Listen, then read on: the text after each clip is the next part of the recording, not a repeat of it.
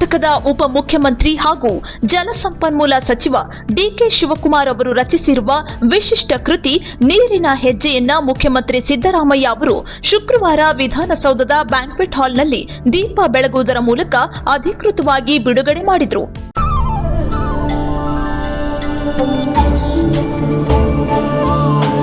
Mysore sandal ಸಾಬೂನು ಪ್ರಕೃತಿಯಷ್ಟೇ ತಾಜಾ ಮತ್ತು ಪರಿಶುದ್ಧ.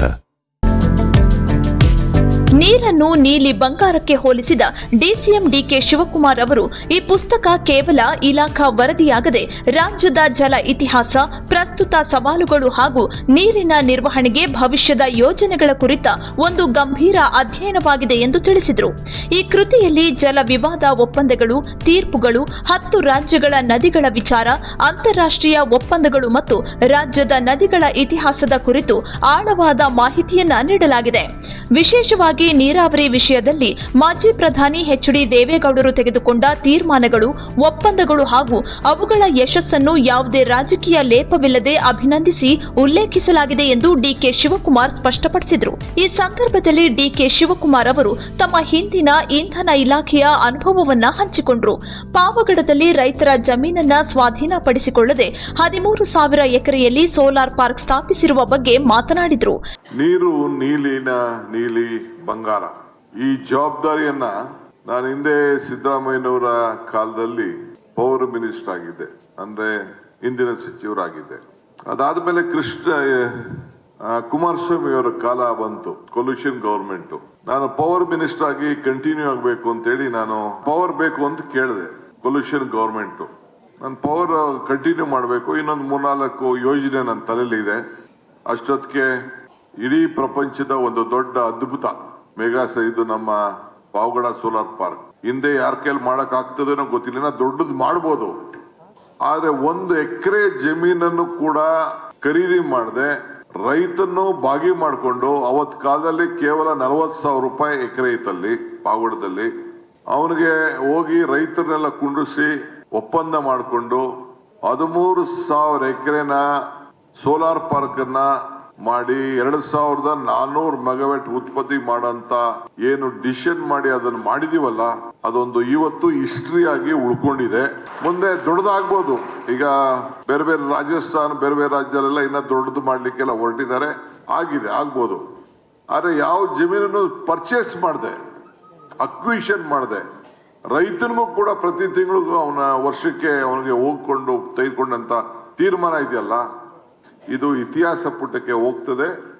ಇನ್ನ ಕೆಲವು ಪ್ರತಿ ಡಿಸ್ಟ್ರಿಕ್ಟ್ ಅಲ್ಲೂ ಕೂಡ, ತಾಲೂಕುಗಳಲ್ಲೂ ಕೂಡ ಅಲ್ಲೇ ಈ ಡಿಸ್ಟ್ರಿಬ್ಯೂಷನ್ ಲಾಸ್ ಅನ್ನ ಕಡಿಮೆ ಮಾಡಬೇಕು ಅನ್ನೋ ದೃಷ್ಟಿಯಿಂದ ಪ್ರತಿ ತಾಲೂಕಲ್ಲೂ 20, 50, 100 ಮೆಗಾವ್ಯಾಟ್ ಅನ್ನ ಮಾಡಿ ಅಂತ ತೀರ್ಮಾನ ಇನ್ನ ಕೆಲವು ಮುಂದುವರಿಸಬೇಕು ಅನ್ನೋ ದೃಷ್ಟಿಯಿಂದ ನಾನು ಕೇಳಿದೆ. ಏನೋ ಗೊತ್ತಿಲ್ಲ ನನಗೆ, ರಾಹುಲ್ ಗಾಂಧಿ ಅವರು ಡಿಕೆ ನನ್ನ ಮಾತು ಕೇಳ್ತೀನಿ ಅಂದ್ರೆ ಕೇಳ್ತೀನಿ ಸರ್ ಅಂದ್ರೆ, ನೀನು ಇರಿಗೇಷನ್ ತಗೋಬೇಕು, ನಿನ್ನ ಹತ್ರನೇ ಇರಿಗೇಷನ್ ಇರಬೇಕು, you don't press for power ಅಂತ. ಆಯ್ತು, ನೀವೇನು ಹೇಳಿದ್ರು ನಾನು ಒಪ್ಕೊಳ್ತೀನಿ ಅಂತೇಳಿ ಈ ಇರಿಗೇಷನ್ ಜವಾಬ್ದಾರಿಯನ್ನ ನನ್ನ ಪಾಲಿಗೆ ಕುಮಾರಸ್ವಾಮಿ ಕಾಲದಲ್ಲಿ ನನಗೆ ಬಂತು. ಈ ನೀರು ಪುರಾಣದಿಂದ ಇದರಲ್ಲಿ ಬಹಳ ಆಳವಾಗಿ ನಾನು ಹೋಗಿದ್ದೇನೆ. ಯಾಕೆ ನನಗೆ ಇತಿಹಾಸ ಪುಟದಲ್ಲಿ ಇತಿಹಾಸಕ್ಕೆ ಏನಾದ್ರು ಜವಾಬ್ದಾರಿ ತೆಗೆದುಕೊಂಡ್ರೆ ಒಂದು ಹಿಸ್ಟ್ರಿ ಕ್ರಿಯೇಟ್ ಮಾಡಬೇಕು, ನಂದೇ ಒಂದು ಪ್ರಯತ್ನ ಮಾಡಬೇಕು. ನಾನು ಮಾಡ್ತೀನೋ ಬಿಡ್ತೀನೋ ಅದು ಬೇರೆ ವಿಚಾರ. ನಾವು ನಮ್ಮ ಹೆಸರು ಉಳಿಬೇಕು, ನಾವು ಮಾಡಿದಂಥ ಕೆಲಸಗಳೆಲ್ಲ ಉಳಿಬೇಕು ಅನ್ನೋದು ನನ್ನ ಆಸೆ. ಸೊ ಈ ಪುಸ್ತಕದಲ್ಲಿ ಬಹಳ ವಿಚಾರಗಳನ್ನ ಬರೆದಿದ್ದೇನೆ, ರಿಸರ್ಚ್ ಮಾಡಿದ್ದೀನಿ. ಇದು ಅಂತಾರಾಷ್ಟ್ರೀಯ ಒಪ್ಪಂದಗಳು, ನಮ್ಮ ರಾಜ್ಯದ ಎಲ್ಲ ನದಿಗಳ ವಿಚಾರ, 10 ರಾಜ್ಯಗಳ ನದಿಗಳ ವಿಚಾರ ಕೂಡ ಇಲ್ಲಿದೆ. ಇಲ್ಲಿ ದೇವೇಗೌಡರು ತೆಗೆದುಕೊಂಡಂತ ತೀರ್ಮಾನ, ಒಪ್ಪಂದ, ಆ ಯಶಸ್ಸು, ಅದು ಕೂಡ ಇಲ್ಲಿ ಬರೆದಿದ್ದೀನಿ. ನಾನು ಪೊಲಿಟಿಕ್ಸ್ ಮಾಡಕ್ ಹೋಗಿಲ್ಲ ಇಲ್ಲಿ, ನನಗೆ ಅವಶ್ಯಕತೆ ಇಲ್ಲ. ದೇವೇಗೌಡರನ್ನು ಇಲ್ಲಿ ನಾನು ಅಭಿನಂದಿಸಿದ್ದೀನಿ. ಅವ್ರ ಕಾಲದಲ್ಲಿ ಏನು ಡಿಸಿಷನ್ ಆಯ್ತು, ಇಂಟರ್ನ್ಯಾಷನಲ್ ವಾಟರ್ ಡಿಸ್ಪ್ಯೂಟ್, ನಮ್ದು ಮತ್ತು ಪಕ್ಕದ ದೇಶದ ಒಪ್ಪಂದ ಏನಿದೆ ಅಂತ ಕೂಡ ಇಲ್ಲಿ ನಾನು ಬರೆದಿದ್ದೇನೆ. ಇದನ್ನ ಈ ನೀರನ್ನ ಎಲ್ಲಿ ಟ್ಯಾಪ್ ಮಾಡ್ಬಿಡ್ತಾರೋ ಮುಂದಕ್ಕೆ ಅಂತೇಳಿ ಒಂದು ಹೊಸ ಕಾಯ್ದೆನ ತೆಗೆದುಕೊಂಡು ಬಂದಿದ್ದೇನೆ. ಯಾರು ಕೂಡ ನೀರನ್ನ ಅರ್ಧ ಕಿಲೋಮೀಟರ್ ಒಳಗಡೆ ಬೋರ್ವೆಲ್ ಹಾಕಂಗಿಲ್ಲ, ಇದಕ್ಕೆ ಚಾನಲ್ಗಳಿಗೆ ನೀರನ್ನ ಕದಿಯಂಗಿಲ್ಲ ಅನ್ನೋ ದೃಷ್ಟಿಯಿಂದ ಬಹುಶಃ ಎಲ್ಲ ಪಾರ್ಟಿಯವರು ಕೂಡ ಒಪ್ಕೊಂಡ್ರು. ನನಗೆ ಆಲ್ ಪಾರ್ಟಿ ನಮ್ಮ MLAs ಕೂಡ ಇರೆಸ್ಪೆಕ್ಟಿವ್ ಆಫ್ ಪೊಲಿಟಿಕಲ್ ಪಾರ್ಟಿ ಒಪ್ಕೊಂಡು ಅದನ್ನ ಕಾಯ್ದೆ ಕೂಡ ಇವತ್ತು ಜಾರಿ ತಂದಿದ್ದೇವೆ. ಇನ್ನೊಂದು ಬಹಳ ಪ್ರಮುಖವಾದಂತ ವಿಚಾರ, ನನ್ನ ಚಿಂತನೆ, ನನ್ನ ಆಲೋಚನೆ, ನನ್ನ ಅನುಭವ ಏನಿಲ್ಲಿ ಹೇಳಿದ್ದೀನಿ ಅಂತಂದ್ರೆ, Karnataka should have A permanent ನೀರಿನ ಆಯೋಗ, ಹೊಸ ಒಂದು ಕಮಿಷನ್, ವಾಟರ್ ಕಮಿಷನ್ ಅನ್ನ ನಾವು ನಿರ್ಮಾಣ ಮಾಡಬೇಕು. ಸಲಹೆಗಳನ್ನ ಕೊಡ್ಲಿಕ್ಕೆ ಸರ್ಕಾರಕ್ಕೆ ಬರೀ ನೀರನ್ನು ಒಂದೇ ಅಲ್ಲ, ರೈತನ ಬೆಳೆಯಿಂದ ಹಿಡಿದು ಕೈಗಾರಿಕೆಯಿಂದ ಹಿಡಿದು ಕುಡಿಯೋ ನೀರಿಗಿಂದ ಹಿಡಿದು ಪ್ರತಿಯೊಂದಕ್ಕೂ ಕೂಡ ನೀರಿನ ವಿಚಾರದಲ್ಲಿ ಯಾವ ರೀತಿ, ಯಾಕಂದ್ರೆ ಪೊಲಿಟಿಕಲಿ ಯಾವುದೋ ವಿಲ್ಗೆ ನಾವು ಏನೇ ಒಂದು ತೀರ್ಮಾನ ನಾವು ಮಾಡೋದು ಕೇವಲ ರಾಜ್ಯದ ವಿಷಯಗಳಿಗೆ ಸೀಮಿತಗೊಳ್ಳದೆ ರಾಷ್ಟ್ರೀಯ ಮತ್ತು ಅಂತಾರಾಷ್ಟ್ರೀಯ ಆಸಕ್ತಿಗಳೊಂದಿಗೆ ಜಲ ವಿವಾದಗಳ ಆಳವಾದ ಸಂಶೋಧನೆಯನ್ನ ಪುಸ್ತಕವು ಒಳಗೊಂಡಿದೆ ಎಂದು ಸಿಎಂ ಸಿದ್ದರಾಮಯ್ಯ ಮೆಚ್ಚುಗೆ ವ್ಯಕ್ತಪಡಿಸಿದರು. ಹಾಗೂ ಕೃತಿಯ ನಿರೂಪಕ ಹಿರಿಯ ಪತ್ರಕರ್ತ ಹಮೀದ್ ಪಾಳ್ಯ ಅವರು ಮಾತನಾಡಿ ತಮ್ಮ ಖುಷಿ ವ್ಯಕ್ತಪಡಿಸಿದರು. ಈ ಪುಸ್ತಕ ನೀರಿನ ವಿವಾದಗಳು, ಒಪ್ಪಂದಗಳು, ಅಲ್ಲಿ ಆಗಿರ್ತಕ್ಕಂಥ ತೀರ್ಪುಗಳು, ಇವುಗಳನ್ನು ಆಧಾರವಾಗಿ ಇಟ್ಟುಕೊಂಡು ತನ್ನ ಅನುಭವ, ಅವುಗಳನ್ನು ಕೂಡ ಆಧಾರವಾಗಿ ಇಟ್ಟುಕೊಂಡು, ಅನುಭವಗಳನ್ನು ಕೂಡ ಆಧಾರವಾಗಿ ಇಟ್ಟುಕೊಂಡು ರಚನೆ ಮಾಡಿರ್ತಕ್ಕಂಥ ಪುಸ್ತಕ. DK ಶಿವಕುಮಾರ್ ಅವರು ಸಮ್ಮಿಶ್ರ ಸರ್ಕಾರದಲ್ಲಿ 1 ವರ್ಷ 2 ತಿಂಗಳು ನೀರಾವರಿ ಸಚಿವರಾಗಿದ್ದರು. ಆಮೇಲೆ ಈಗ 2.5 ವರ್ಷ ನೀರಾವರಿ ಸಚಿವರಾಗಿದ್ದಾರೆ. ಸುಮಾರು 3 ವರ್ಷ 7 ತಿಂಗಳು ಅನುಭವ ಇದೆ ಜಲಸಂಪನ್ಮೂಲ ಸಚಿವರಾಗಿ. ಅವರ ಅನುಭವಗಳ ಆಧಾರದ ಮೇಲೆ ಕರ್ನಾಟಕದ ಜನತೆಗೆ ಕರ್ನಾಟಕದಲ್ಲಿ ಎಷ್ಟು ನದಿಗಳಿದ್ದಾವೆ, ಎಷ್ಟು ನೀರು ನಮಗೆ ಲಭ್ಯ ಇದೆ, ಆ ನೀರನ್ನು ಹೇಗೆ ಬಳಸ್ಕೋಬೇಕು, ಮತ್ತು ಇದರಿಂದ ಆಗಿರ್ತಕ್ಕಂಥ ವಿವಾದಗಳು, ಅಂತರ ರಾಜ್ಯ ವಿವಾದಗಳು, ಅಂತಾರಾಷ್ಟ್ರ ವಿವಾದಗಳು, ಇವೆಲ್ಲವನ್ನು ಕೂಡ ಅವರ ಅನುಭವದ ಆಧಾರದ ಮೇಲೆ ಈ ನೀರಿನ ಹೆಜ್ಜೆನಲ್ಲಿ ಅನೇಕ ವಿಚಾರಗಳನ್ನು ಪ್ರಸ್ತಾಪ ಮಾಡಿದ್ದಾರೆ. ನಾನು ಪೂರ್ಣವಾಗಿ ಪುಸ್ತಕ ಓದ್ಲಿಕ್ಕೆ ಆಗಲಿಲ್ಲ, ಸ್ವಲ್ಪ ಓದಿದೆ, ಮತ್ತೆ ಪೂರ್ಣವಾಗಿ ಓದ್ತೀನಿ. ಯಾವುದೇ ಒಂದು ಪುಸ್ತಕ ಬರೀಬೇಕಾದ್ರೆ ಪ್ರಿಪರೇಟರಿ ವರ್ಕು ಬಹಳ ಇರ್ತದೆ. ವಿಷಯ ಸಂಗ್ರಹ ಮಾಡಬೇಕು, ಮಾಹಿತಿ ಸಂಗ್ರಹ ಮಾಡಬೇಕು, ಅಂಕಿಅಂಶಗಳನ್ನ ಸಂಗ್ರಹ ಮಾಡಬೇಕು, ಇದ್ರ ಬಗ್ಗೆ ರಿಸರ್ಚ್ ಮಾಡಬೇಕಾಗ್ತದೆ. ಯಾಕಂತಂದ್ರೆ ಬರೀ ಅಂತರರಾಜ್ಯ ಅಷ್ಟೇ ಪ್ರಸ್ತಾಪ ಮಾಡಿಲ್ಲ, ಅಥವಾ ಕರ್ನಾಟಕಕ್ಕೆ ಸೀಮಿತವಾಗಿ ಪ್ರಸ್ತಾಪ ಮಾಡಿಲ್ಲ. ಅಂತರರಾಜ್ಯ ಜೊತೆಗೆ ಅಂತಾರಾಷ್ಟ್ರೀಯ ವಿಚಾರಗಳನ್ನು ಕೂಡ ಪ್ರಸ್ತಾಪ ಮಾಡಿದ್ದಾರೆ. ಈಗ ನಾನು 12 ವರ್ಷ 13 ವರ್ಷ ಹಣಕಾಸಿನ ಮಂತ್ರಿಯಾಗಿದ್ದೀನಿ. ನಾನು ಹಣಕಾಸಿನ ಮೇಲೆ ಪುಸ್ತಕ ಬರೆಯೋಕ್ಕಾಗೇ ಇಲ್ಲ ನನ್ನ ಕೈಲಿ. ಇವತ್ತು ಕರ್ನಾಟಕದ ಹಣಕಾಸಿನ ಬಗ್ಗೆ ಪುಸ್ತಕ ಬರೆಯೋಕ್ಕಾಗಿಲ್ಲ. ಶಿವಕುಮಾರ್ ಬಹಳ ಪ್ರಯತ್ನ ಮಾಡಿ ಇವತ್ತು ಪುಸ್ತಕ ಬರೆದು ನಮಗೆಲ್ಲ ಕೊಟ್ಟಿದ್ದಾರೆ. ಈ ರಾಜ್ಯದ ಜನತೆಗೆ ತಿಳಿಸ್ತಕ್ಕಂಥ ಪ್ರಯತ್ನ ಮಾಡಿದ್ದಾರೆ. ಸೊ ಇದು ಎಲ್ರಿಗೂ ಗೊತ್ತಾಗಬೇಕು, ಎಲ್ಲ ವಿಚಾರಗಳು ಕೂಡ ಎಲ್ಲ ಜನರಿಗೂ ಗೊತ್ತಾಗಬೇಕು. ನಾನು ಯಾಕೆ ಇದು ಮಾತಾಡದೆ ಅಂತಂದ್ರೆ, BJP ಅವರಿಗೆ ಇವತ್ತಿನವರಿಗೆ ಒಂದು ವಿಚಾರ, ಕರ್ನಾಟಕದ ಬಗ್ಗೆ ಒಂದು ವಿಚಾರದ ಬಗ್ಗೆನೂ ಕೂಡ ಮಾತಾಡಲ್ಲ.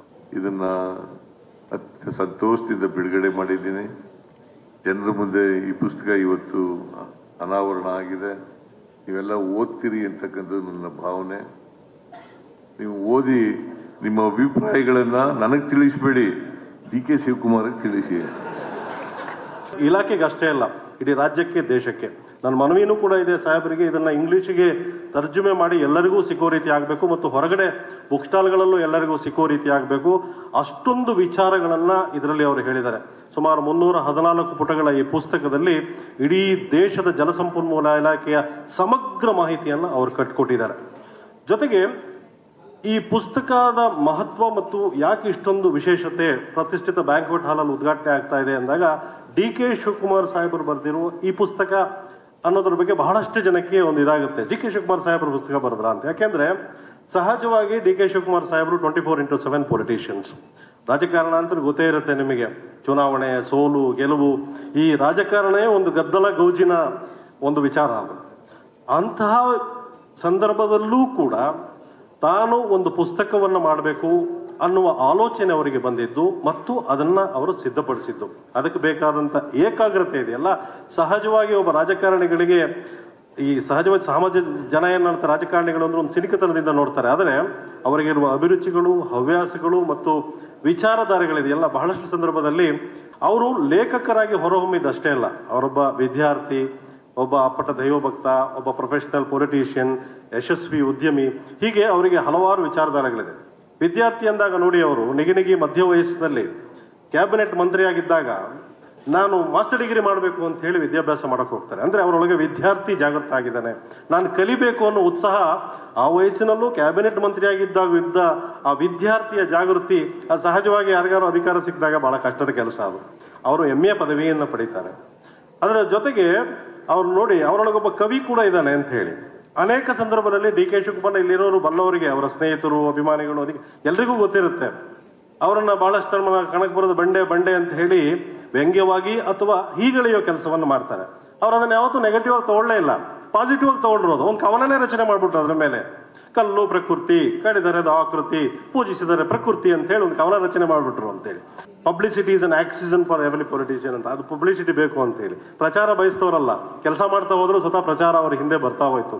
ಹಾಗಾಗಿ ಈ ಪುಸ್ತಕ ಬಿಡುಗಡೆ ಸಮಾರಂಭದಲ್ಲೂ ಕೂಡ ಕೇವಲ ತಮ್ಮ ಜಲಸಂಪನ್ಮೂಲ ಇಲಾಖೆ ಕುಟುಂಬ ಮತ್ತು ಸರ್ಕಾರದ ಭಾಗವಾಗಿರುವ ಅವರು ತಮ್ಮ ಸರ್ಕಾರದ ಎಲ್ಲ ಸಹೋದ್ಯೋಗಿಗಳ ಜೊತೆಗೆ ಸನ್ಮಾನ್ಯ ಮುಖ್ಯಮಂತ್ರಿಗಳ ಜೊತೆ ಪುಸ್ತಕವನ್ನ ಪ್ರತಿಷ್ಠಿತ ಬ್ಯಾಂಕೆಟ್ ಹಾಲ್ ಅಲ್ಲಿ ಬಿಡುಗಡೆ ಮಾಡಬೇಕು ಅಂತ ತೀರ್ಮಾನ ಮಾಡಿದ್ದಾರೆ. ಕೃತಿ ಬಿಡುಗಡೆ ಸಮಾರಂಭದಲ್ಲಿ ಕೃತಿ ನಿರೂಪಕ ಹಿರಿಯ ಪತ್ರಕರ್ತ ಹಮೀದ್ ಪಾಳ್ಯ, ಸಚಿವರಾದ HK ಪಾಟೀಲ್, NS ಬೋಸರಾಜು, ಚೆಲುವರಾಯಸ್ವಾಮಿ, ಕೃಷ್ಣ ಬೈರೇಗೌಡ, ಪ್ರಿಯಾಂಕ್ ಖರ್ಗೆ, ಲಕ್ಷ್ಮೀ ಹೆಬ್ಬಾಳ್ಕರ್, ಬೈರತಿ ಸುರೇಶ್, ಶಿವರಾಜ್ ತಂಗಡಗಿ, ಸುಧಾಕರ್, ಮಾಜಿ ಸಚಿವರಾದ TB Jayachandra, RV Deshpande, supreme court ಹಿರಿಯ ವಕೀಲ ಮೋಹನ್ B ಕಾತರಕಿ, ACSಗಳಾದ ಗೌರವ್ ಗುಪ್ತಾ, ತುಷಾರ್ ಗಿರಿನಾಥ್, DCM ಕಾರ್ಯದರ್ಶಿ ರಾಜೇಂದ್ರ ಚೋಳನ್ ಮತ್ತಿತರ ಗಣ್ಯರು ಉಪಸ್ಥಿತರಿದ್ದರು.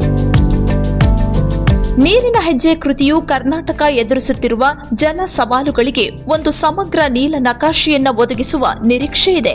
ಈ ಕೃತಿಯಲ್ಲಿ ಉಲ್ಲೇಖಿಸಲಾದ ಭವಿಷ್ಯದ ಜಲ ಸಂಪನ್ಮೂಲ ನಿರ್ವಹಣಾ ಯೋಜನೆಗಳು, ಅಂತಾರಾಷ್ಟ್ರೀಯ ಒಪ್ಪಂದಗಳ ಅಧ್ಯಯನ ಮತ್ತು ನೀರಿನ ನ್ಯಾಯಯುತ ಹಂಚಿಕೆಯ ಕುರಿತಾದ ಚಿಂತನೆಗಳು ರಾಜ್ಯದ ಮುಂಬರುವ ನೀರಾವರಿ ನೀತಿ ನಿರೂಪಣೆಗೆ ಮತ್ತು ಜಲ ವಿವಾದಗಳನ್ನು ಪರಿಣಾಮಕಾರಿಯಾಗಿ ಎದುರಿಸಲು ಪ್ರಮುಖ ಮಾರ್ಗದರ್ಶಿಯಾಗಲಿವೆ ಎಂದು ರಾಜಕೀಯ ಮತ್ತು ನೀರಾವರಿ ತಜ್ಞರು ಅಭಿಪ್ರಾಯಪಟ್ಟಿದ್ದಾರೆ. ಈ ಮೂಲಕ ರಾಜ್ಯದ ಜನರಿಗೆ ನೀರಿನ ಸಂಪೂರ್ಣ ಚಿತ್ರಣವನ್ನು ತಲುಪಿಸುವಲ್ಲಿ ಈ ಪುಸ್ತಕ ಮಹತ್ವದ ಪಾತ್ರ ವಹಿಸಲಿದೆ.